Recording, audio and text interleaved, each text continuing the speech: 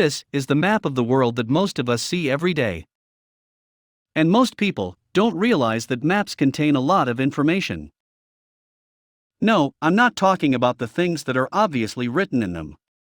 I'm talking about the hidden information that many ordinary people will not be able to see.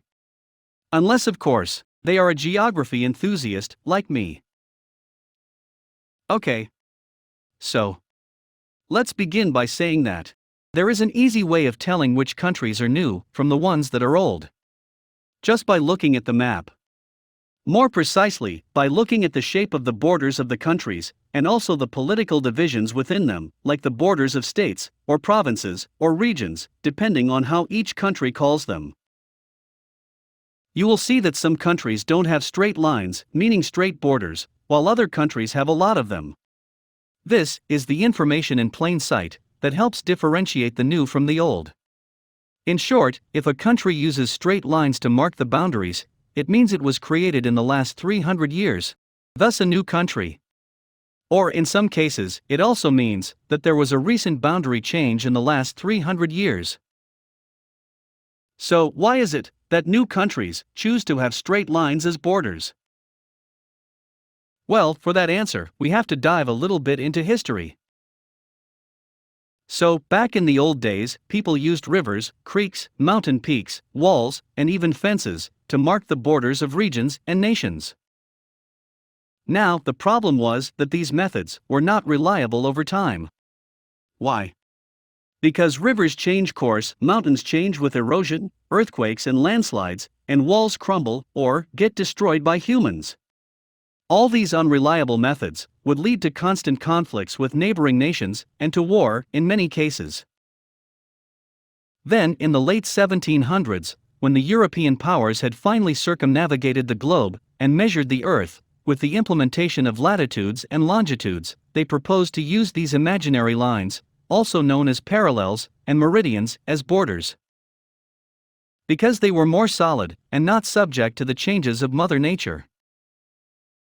By then, all of Europe had already set boundaries between nations, so it made sense to implement this new method in the newly explored continents, which were the Americas, Africa, and Australia.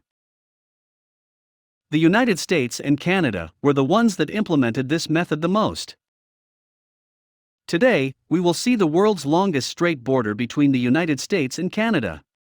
One horizontal line, crossing the middle of North America, that's parallel 49, and another vertical line, between the state of Alaska and the Yukon province, that's meridian 141.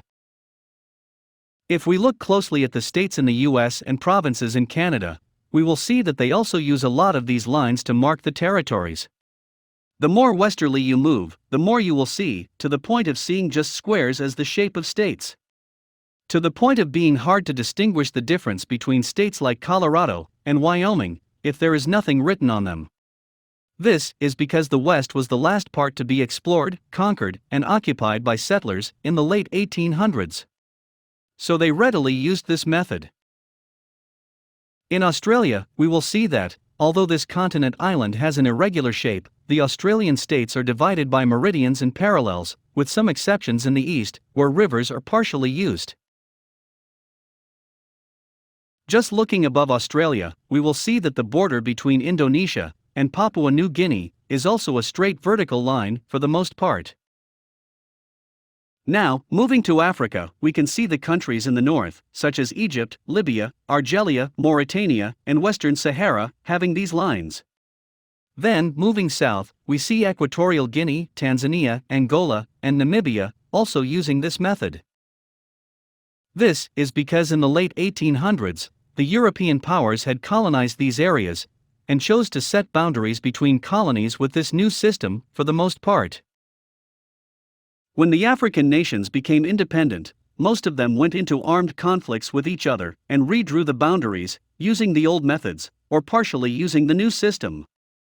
This was in part because they did not have the resources to send experts to survey the land, and also because there were great physical obstacles, such as impenetrable jungles and extremely rugged mountains. Now, moving to South America, we will see the same issue taking place. Although the countries are new, we can only see straight lines in some parts of Colombia, Peru, and Bolivia. But at a state or province level, we will see most of Argentina, the west of Brazil, and some parts of Bolivia, using parallels and meridians. Moving to Asia, almost all of the countries had already historically established borders, so there was no need of using the system. One exception was the Middle East, because the area was occupied by nomad tribes for the most part, and there were never clear boundaries, and it was not a problem. Well, that was, until the English decided to draw lines, that ended up bringing a lot of conflicts. But it's too long and very controversial to explain in this short video. Now, going back to the topic of these imaginary lines in the globe and the age of the countries, one can confidently say, with some exceptions, that if a country uses this method, it means it's a new country with less than 300 years. I hope you learned something new today and wish you a great day.